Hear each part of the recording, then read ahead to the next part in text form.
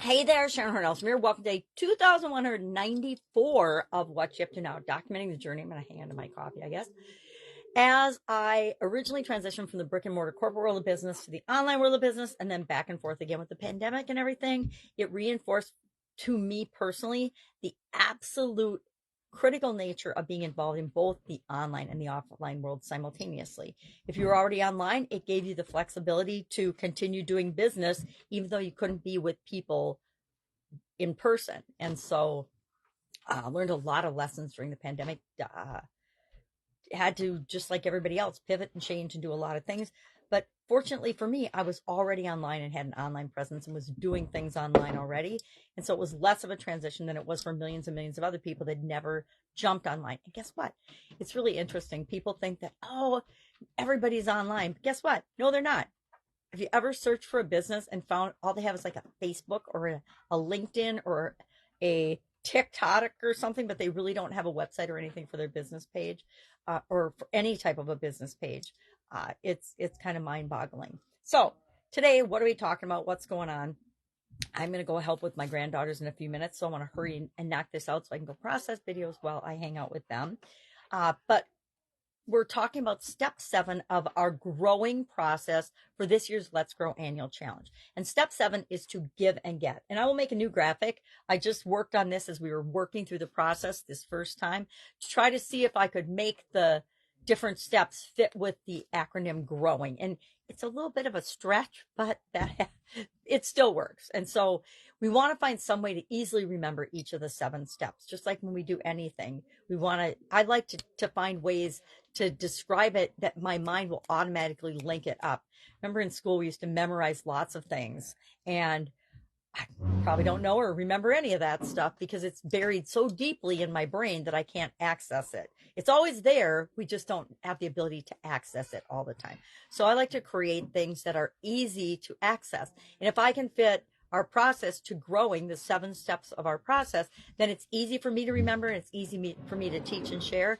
And the older I get, the more I appreciate simplicity and directness, right? I think it's pretty funny. I guess I've always been a very direct, very outspoken person, but the older I get, the more so. But I also value simplification. Remember reading not Mark Victor Hansen, Chicken Soup for the Soul. Jack Canfield's success book the first time. And he's got like a gazillion and probably only 33 steps or something to success, but he's got a lot, like way too many. And are all those things important? Absolutely, positively loved the book, but I also knew that I'm not going to apply a 20 some or 30 some step process to do anything. Unless it's documented, I write it down and I walk through it every time. And so, although I learned a lot from that, I never really applied it because I looked for a simpler model or simpler framework, something that I could remember and apply on the fly. And that's what we do, and that's what we're doing with this year's challenge. It's what we've done with the last 2 challenges for sure. The last 2 years, we've created a process or a system that we can use over and over and over again in different situations to help us achieve whatever the challenge is about. Last year's was the Get Your Goals annual challenge. Before that was to do one thing every day to continuously improve ourselves. And this year's challenge is to grow, to do one thing every day to grow. And it's pretty easy to do one thing every day to grow. Most people don't do it because we just get into our habits and routines and do the same thing day in and day out.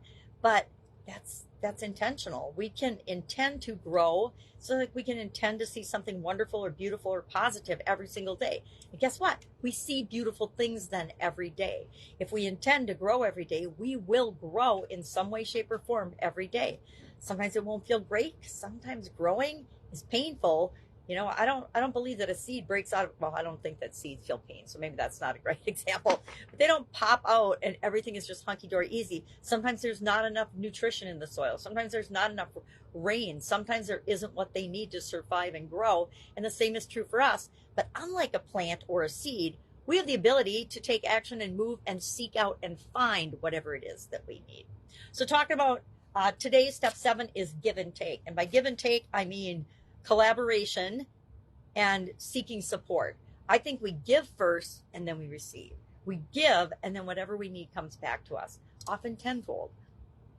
The challenge with that is It works negatively and positively. If I go out and I'm a jerk, guess what? I'm going to have at least 10 situations where something jerky happens to me. I don't like that. I don't want that to happen. So I like to go out and be kind and treat people the way I want to be treated and give value so that value comes back to me. That's just me. We each get to decide what we want.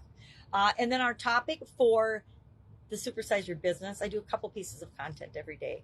Our Supersize Your Business group is be resilient. How do we be resilient? Why do we want to be resilient? How do we build resiliency into our business model? And I shared the 5 elements of a resilient plan so that you can assess and check and see, are you doing those things? Are they built into your business? And if not, guess what? Just start doing it. Just start finding ways to be more agile and adaptive, fast and flexible, I call it. I like fast and flexible better than agile and adaptive.